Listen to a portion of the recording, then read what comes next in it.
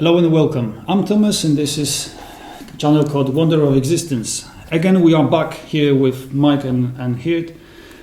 And we want to focus, or let's say we want to carry on with the reincarnation topic. We sort of scratched it last time, and we left this topic off with the question of mine, which was, why should we why should we come back here for thousands of times or hundreds of times? The purpose. Yeah. And the purpose of that. Yeah. I gave my point of view, and now it's yours. Yeah. So, how do you see that here? Why should that be the case? Why, if let's say, assuming that this might be a case, why would you come back here for hundreds of times or thousands of times instead of just one time? Yeah.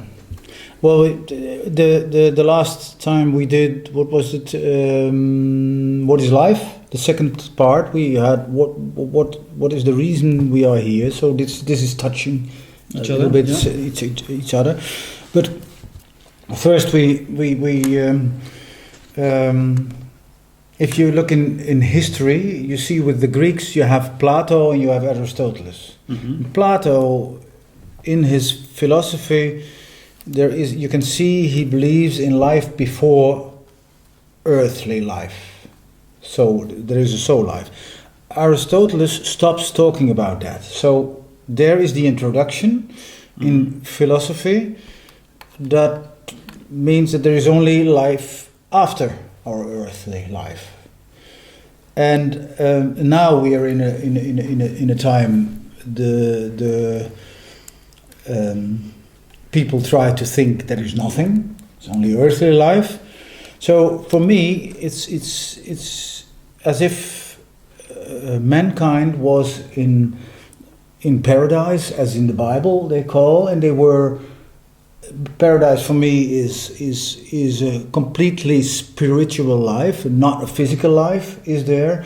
They are thrown out the paradise, come on physical life, and they are incarnated in the flesh at that moment.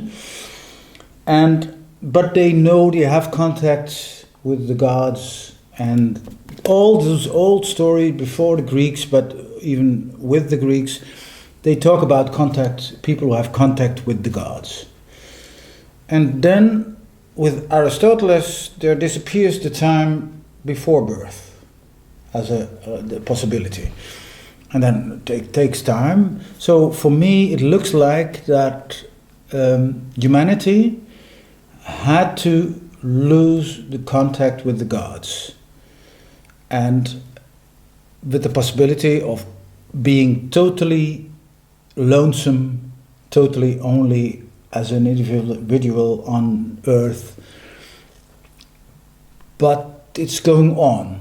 It's again, you see now in Western culture that it's possible to think about reincarnation. My father would have found it really impossible, and his son meets the thought and thinks, well, this is for me the best thought till now. So it changes now. It's possible to think about, but it's not the question as an abstraction.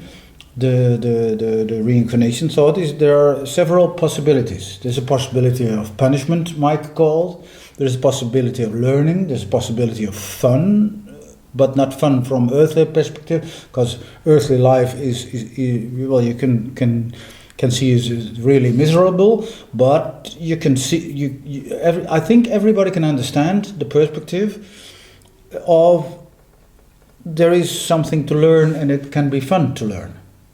So the thoughts, it's now possible to think the thought, but for me it's only the beginning of a time we have to see the consequences of our thought and then learn of it. So if you think in only punishment, well, does it feel as logic, or is it only the thing you want from your education or something like that, or is it really?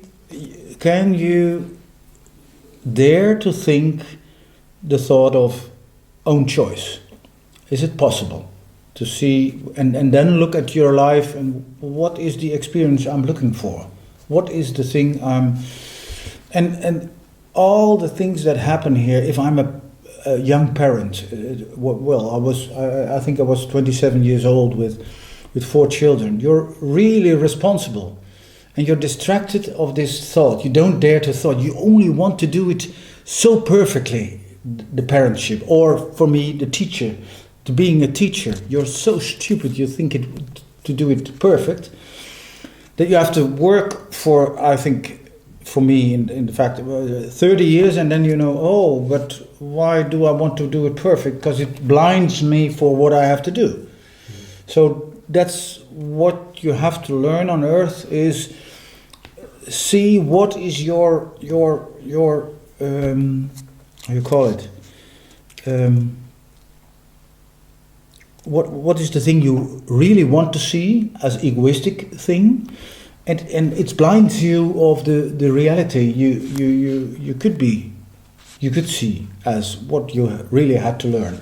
And most of the times people, when they're something older, they are mildly, they are not so fanatic in their thing, so you can see a little of it. But for me, it's the responsibility of humanity is to learn to know yourself in your shadowy things and in the good things, and to learn to love. That's the last time we talked about, to learn to love the shadow, to look at your shadow.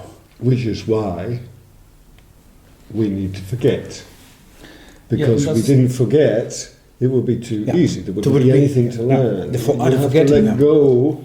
To become responsible for yourself, you have to let go of everything else. And if you already know, well, I came here, and therefore I'm practically God, and this is going to be over, and I'll be back there. There's nothing to do here. But then you got never-ending comments of lots of people on all kind of media saying, like, if this is the case, then how can I know that I did something wrong if I don't remember anything? So I'm born again, and then let's say I killed somebody. How can I know that, okay, killing is not good direction if I don't remember that I killed somebody? I might kill again. So that sort of doesn't make sense then, right? But I think depends on your perspective. It does. Well, it's the possibility, or the reality of living in the flesh is that we need the egoistic thing, for else our body would just not be an individual. So we need the egoistic force. But that egoistic force in our soul, it's just that you look at good and bad in a very, very small way to look at. So for us, it's impossible to see what good and bad is. That's the thing you expect in schools or in churches, but not. It's so much wider, the good and bad, if you look at it from another perspective. So that's the difficulty. And the river of forgetting in Odysseus, I think the story of Odysseus, he has to go into the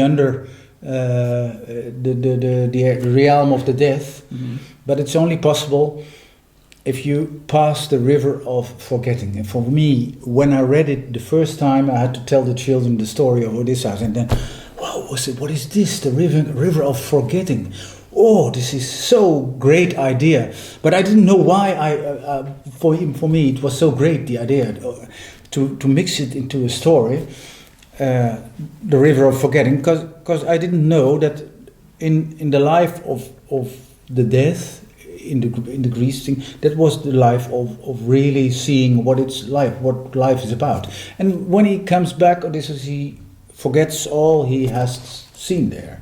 So for me, it was a great idea. I didn't really understand it, but it felt so good.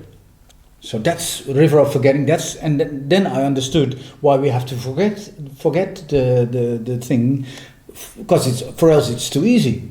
for us it's not really what we have to do here. And then we go, what's our purpose here? That's without knowing, still wanting to do something. Yeah. Yeah, and how can you know that? That was your question, wasn't it? How can you know? Well, that's the easiest way. That goes back onto what we were talking about last week or the week before, I can't remember now, about these emotions that you get. You talk to yourself, your higher self, your soul. Okay, let's call it soul. Your soul talks to you by way of your emotions, and your emotions steer you. That's one way you can know. But it's up to you to read those emotions. It's up to you to be busy trying to find out what you came here to do. And you can understand that by seeing the patterns of your choices, looking back, being aware of why you made certain choices as opposed to other ones. But also going deep inside and saying what really feels not best for me, but what feels most satisfying. Where do I get most fulfillment from? Is it from doing this? Is it from doing this? Is it following this path? Is it following that path? And then you come to some idea of what it might be that you came here to do. And even though you never get it clear, complete and concise, at least you know you're following your own true path. And that can be fraught with all sorts of mishaps and problems, but yeah, from your perspective, yeah, well, you put them there. Yeah. If you just one thing to go back, well, you have this paradise story.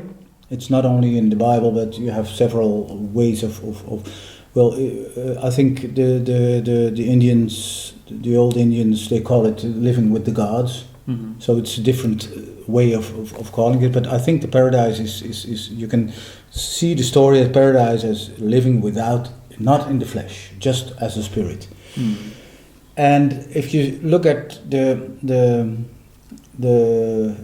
earthly history, it's not really history, I think, but you see they live with lots of gods.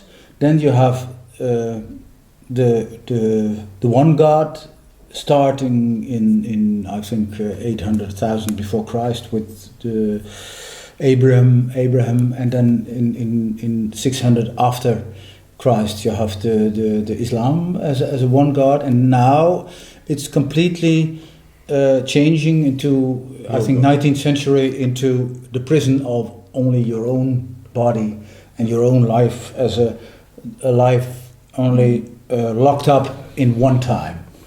And now it's going on until the possibility of now we're in a time we have just to try to think the thought of more possibilities, and now we're going on and it's gradually opening again. Yeah. The possibility to see there's many gods, then one God, then no God, yeah, then one. I'm God.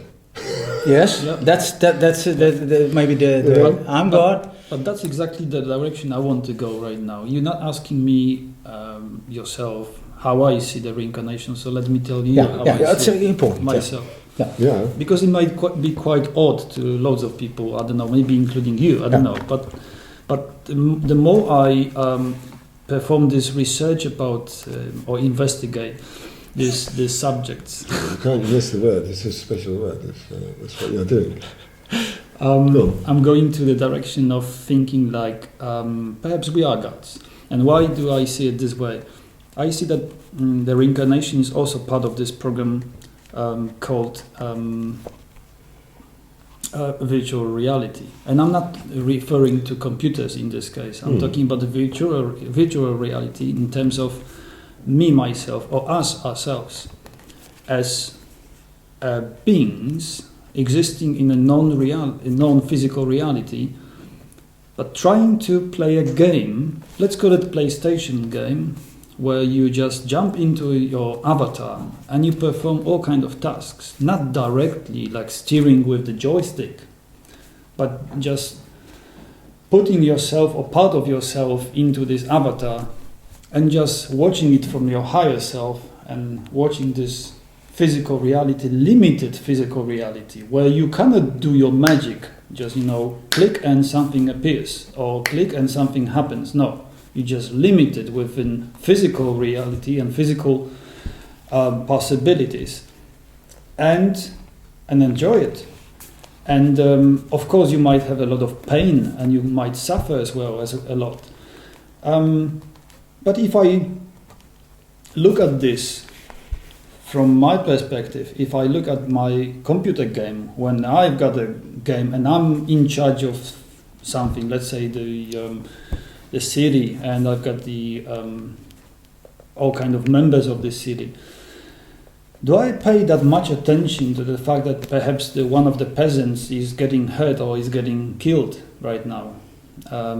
No, this is not that advanced game, so I don't pay attention. I don't have actually insight into him feeling anything. But assuming the fact that we are eternal beings, being here for billions of years, we might be so advanced that we created this virtual reality where we can feel every single aspect of this virtual reality and experience that, simple as that. And as you said, this actually goes with along with your point of view at the reality that perhaps we are the scripters, we create the script, and we are also the actors. We are part of this by sending ourselves into these avatars, into this virtual reality, and enjoying this life, or sometimes not enjoying, but this is also part of this game. Yeah. And whenever we come back, which we call reincarnation, we just go back to we just put the goggles off. So we just say, wow, that's great. I suffered a lot. I could feel it, but it doesn't touch me that much by being my higher self. Yeah. I feel this sufferness over there when I'm there in this physical body. But when I'm back, I'm feeling like, oh, that was painful, but that was exciting at the same time. But I still didn't complete my mission. I wanted to do this and that. Okay, let's go back. Okay, hold on a second. I want to be now Mark, and I want to do this and that, and I'm going to be a father of this guy, so then I can perform this and that. Okay, guys, let's go. And I'm there. And I'm performing another mission. Where is the river of forgettingness? When I'm taking the goggle off. That's the river of forgiveness. Yeah, but it's a great picture of what is the difference is not very big with and I think not with yours too. Of course, I'm just using this technology. You're making a picture of it that's understandable. Yeah. So I will experiment this on my VMBO pupils. Tell them this is what Thomas thinks about it, and for young people it's a really good for young people analogy. It's a good picture that real life is the same as I think that every generation uses different examples, right? But the example, a picture. But the back office, let's go like that, is still the same. It's just the front end which is different for me, probably, right? Because I look at it from the technology point of view. But the back office, what's behind, I think it's still the same for all of us. Yeah. So that's how I see it. It helps me really to change my view on the negative view on all those stupid games. So I can now. It's really good for me this picture for changing. We'll just look behind. Look behind. Start off with movies. For me, the best aspect out of looking at it this way is the fact that I can relax. I don't have to be that much stressed. Because I'm stressed on a daily basis. I know I need to do this and that. But at the end of the day, when I think, hold on, this is just a game. At some point I will take the goggles, which means I will die in this physical form. Then you need to ask yourself, but suppose I came here to experience stress, and I've made it too easy for myself. Damn, I have to come back again. And that's the fun thing of it. You don't know. You don't know, and you could be messing it up. I mean, that's spiritual people who think they've got it all sussed out, or even religious people who think they've got it all sussed out, or scientists think they've got it all sussed out. They could be really fooling themselves, You know, and then when they do learn the truth, if they ever learn the truth, they could have said, "Oh, I fell for it again. Why can't I get it this time?" But that's the whole point, you know. You come back until you do get it, and then you go deeper. Maybe the river of forgetfulness is something you wash over yourself, and it's different concentrations there you can put on. And okay, well that was too easy, so. I'm going to try again, but this time I'm really going to drown myself in that water and see if I can get out this time. Yeah. Who knows? And what according to what you with accordance to what you're saying, the fact that we've got this intuition aspect of life, I think it's part of your inner voice, which means that if you in your higher self says like, oh, I want to go that direction, but in your avatar you start going left instead of right, then intuition tells you something, and then oh, hold on, actually, yeah, maybe I should be going that direction, because your higher self wants you to go there. Yeah, it's like emotions. It's another form of communication, but only if you're sensitive enough to feel it, and take it into consideration what this tells you. Because some people claim, oh, hold on, I feel like possessed, something is telling me to do something. No. I feel like I am myself, I'm not going to do it, I'm going to go left. Because that's what I think. But the question is, what you think, is this what you really think? And who you are to think what you think. But this is another story. But we go in the direction of reincarnation. So I just presented you my idea of reincarnation. I mean, the whole aspect of life, and reincarnation is part of this aspect of life. It's the same idea. It's just a different story about it. It's a different way of a different analogy of understanding what it is. But it means we live, we experience earthly lives, physical lives, more than once. And this is probably not the first time we've been here. Yeah, that's quite possible. And I really think that this is the case, because I cannot imagine, unless I'm a stupid guy, not to be able to understand why would that be the case, that we just pop up once and we die. Obviously, from the technology point of view, it's quite possible. No, it is. Yeah. It's like a process. One of the processes kicked off in the computer, it dies off naturally because it's programmed to die off naturally. Yeah. And that's another aspect which I would like to talk to you guys, but maybe next time, about the consciousness as one of the programs. So we discussed a bit of consciousness already, where we say that consciousness is the only thing which exists, and the physical body is just a temporary vehicle.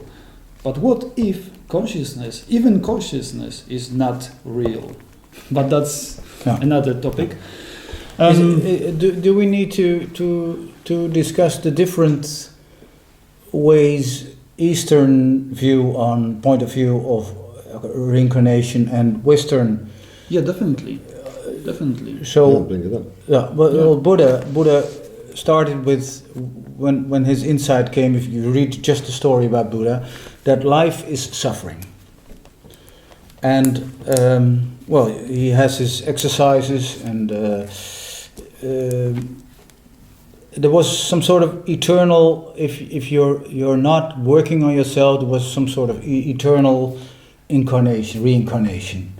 But if you reach a certain level, then you don't have to incarnate again. So you stop suffering. Stop suffering. You don't. So for me, the story is not really. I didn't like that part of it. The word was again that part of egoistic.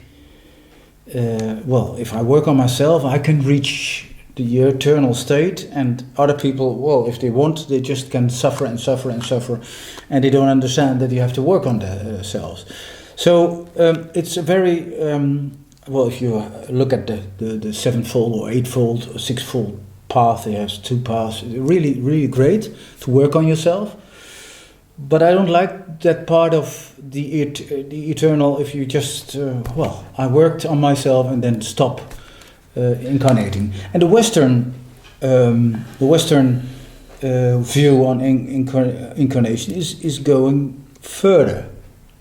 It's looking at life as a really earthly, as humanity is really incarnating into the earth, in earthly life and physical body, taking it as really the only truth, and then coming out of the earthly truth, and then maybe, as you call it, another planet, or planet Earth it's ready to work on it, and we have another. Without the physical part of the planet Earth, but a spiritual part, and you have to work again on it. But it's going on. It's not going back to the gods, but it's going on, and you understand that there is more than only the physical part. Well, that's for me. I think that was for me the thought. Oh, that I like the second thought more, and well, what am I? And who am I? But I like the second thought more than the first. Yes, I do. Can I interrupt you? Yeah. This is what I had. What I just in short wanted to say about it. Let's say maybe carry on with this topic because this is great, and I think I would like to, let's say, expand this a bit. When you say that Buddha said like he needs to raise himself to some certain level, and then he will live this the world full of sufferness. I think that might, once again, in my view of this as a virtual reality, that might be a simply process of stepping out of the low level to the high level. So basically you just, like we do with our games, we just go through the game, we need to jump here, crunch here, do this, then that, up until some level when you reach the end, which means that you are ready to go for another experience, maybe harder, maybe more demanding, whatever it is, but it's another level, and we call it dimensions or vibrations.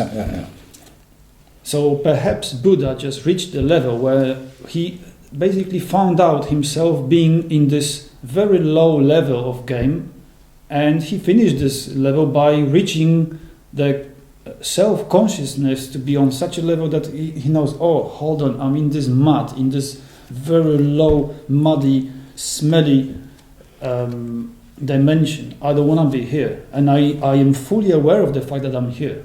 So thank you very much, that's it.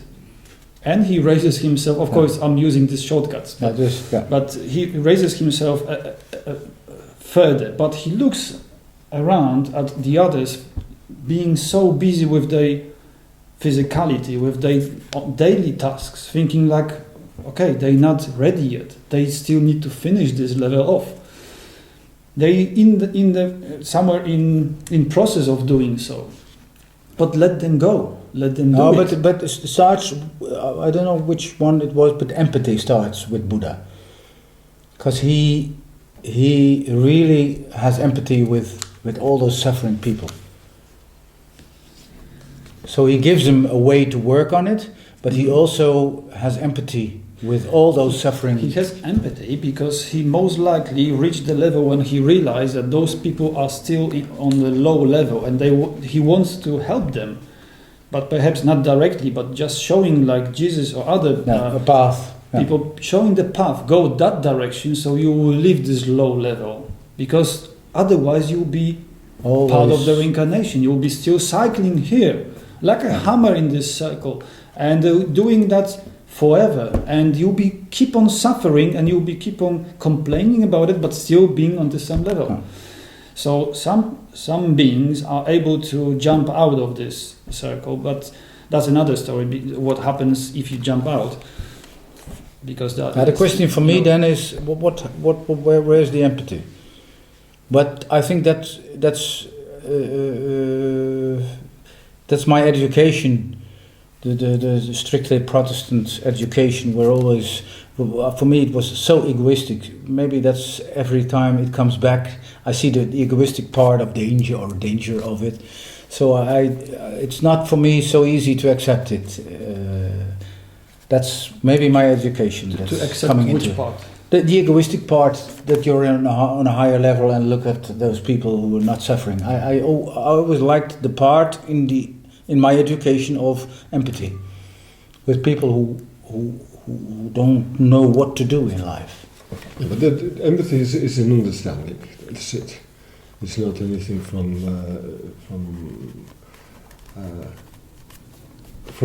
an ego perspective. Empathy basically means you have understanding of what they're going through, whether that's good or bad. Yeah, and then you can feel yeah, with them. yeah, exactly. And regardless of how you're feeling yourself, you can feel with them, so you understand them, which enables you to communicate better with them, and or at least reflect on yourself better without judging them. That's where empathy comes in. Yeah. Yeah, And I agree. yeah, I don't. The Buddha. I mean, I didn't know that about Buddha and reincarnation. I wasn't really a fan of all that. But it's sort of, again, it's setting up an ideal. You've got to work here because you need to reach this. Yeah. Well, maybe they're there because they wanted to be there, because they want to reach somewhere else, and Buddha never got there. It could be that Buddha never made it. He followed a different path and ended up there and had to come back to try again. Mm. Maybe he woke up to his godlike sort of thing and thought, oh, this is the way, this is what a lot of spiritualists do, this is the way to go. No, leave me alone. I'm doing it my way here. So that might be also the case. But then again, you've got to understand, Buddha's got to make his mistakes as well. And we've got to make our mistakes. But they're not mistakes. That experience. Experiences. Yeah. That's a perspective on the word choice. Okay, gentlemen, let's park it for now. I think we need another session to carry on. Well, I know where we're going with the next one. But it's been such a fun so far. So I'm really enjoying it. So for now, thank you very much, and talk to you next time. Next time.